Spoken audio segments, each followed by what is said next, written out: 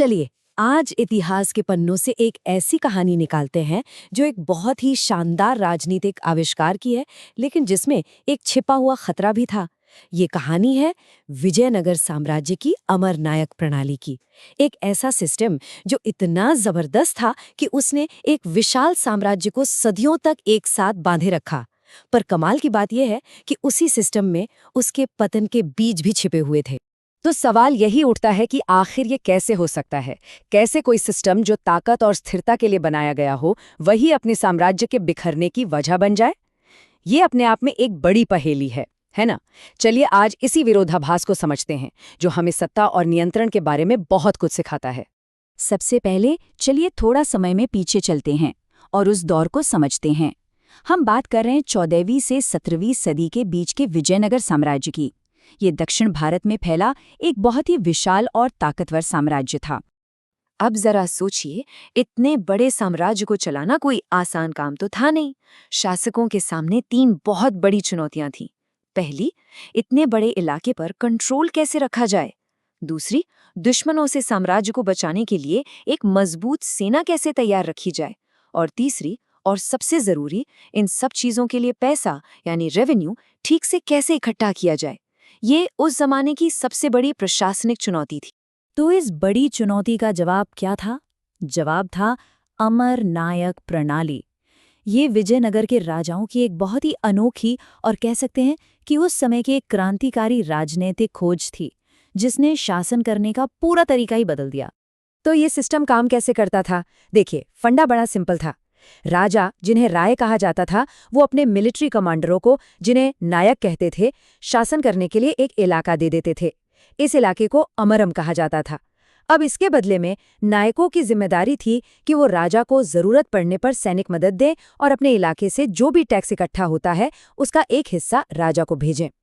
एक तरह से ये पावर को बांटने का एक बहुत ही स्मार्ट तरीका था। वैसे एक दिलचस्प बात यह है कि ये आइडिया एकदम नया नहीं था। माना जाता है कि ये दिल्ली सल्तनत की एकता प्रणाली से प्रेरित था।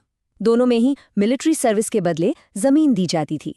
लेकिन विजयनगर के शासकों ने इस आइडिया को लिया और उसे अपनी जरूरतों के हिसाब से ऐसा बदला कि ये दक्षिण भारत के लिए एक बिल्कुल यूनिक सिस्टम बन गया।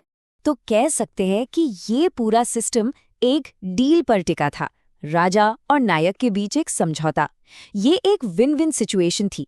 राजा को एक वफादार सेना और बिना सिरदर्दी के टैक्स मिल जाता था, और नायकों को मिलती थी ताकत, इज्जत और अपने इलाके पर पूरा कंट्रोल। तो इस डील में एक नायक को करना क्या होता था? खैर, उनके जिम्मे 4 बड़े काम थे। पहला, राजा के लिए एक तय सेना हमेशा तैयार रखना, जिसमें घोड़े, हाथी, पैदल सैनिक सब हों। दूसरा, अपने इलाके से किसानों, व्यापारियों से टैक्स वसूलना।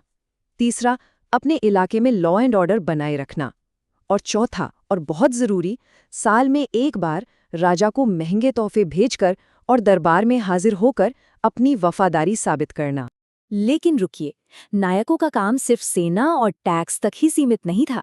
नहीं, असल में वो अपने अपने इलाकों के एक तरह से एडमिनिस्ट्रेटर थे। वो मंदिरों को दान देते थे, सिंचाई के लिए तालाब बनवाते थे, व्यापार को बढ़ावा देते थे। यहाँ तक कि शाही महल में रोज का राशन पानी पहुंचाने की जिम्मेदारी भी उन्हीं की होती थी। मतलब वो जमीन पर राजा के असली एजेंट थे। और राजा का कंट्रोल कितना सख्त था, इसका अंदाजा हमें उस दौर के पुर्तगाली यात्रियों की बातों से मिलता है। उन्होंने लिखा है कि इन नायकों को हमेशा राजा के दरबार में हाजिर रहना पड़ता था।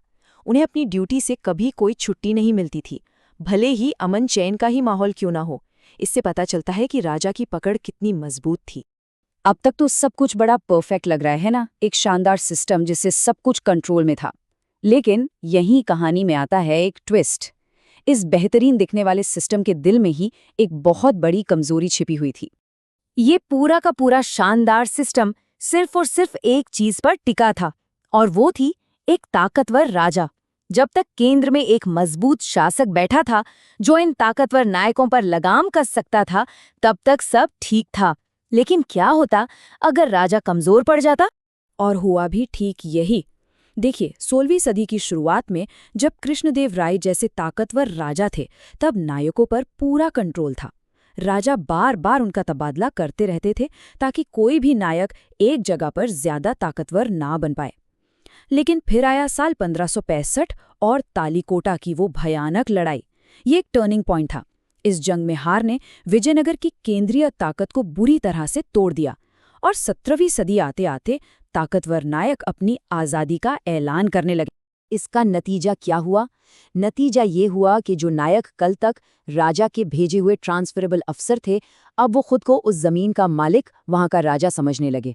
वो अपनी जमीनों को अपनी पुश्तैनी जायदाद मानने लगे। राजा का कंट्रोल नाम मात्र का रह गया।